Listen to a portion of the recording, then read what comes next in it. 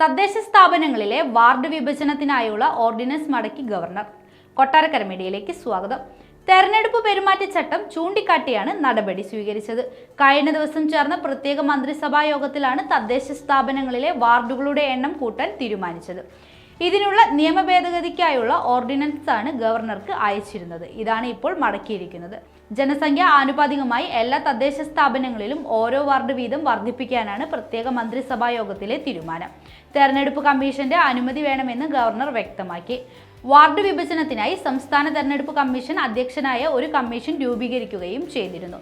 ഇതിന് പിന്നാലെയാണ് ഓർഡിനൻസ് രാജ്ഭവനിലേക്ക് അയച്ചിരുന്നത്.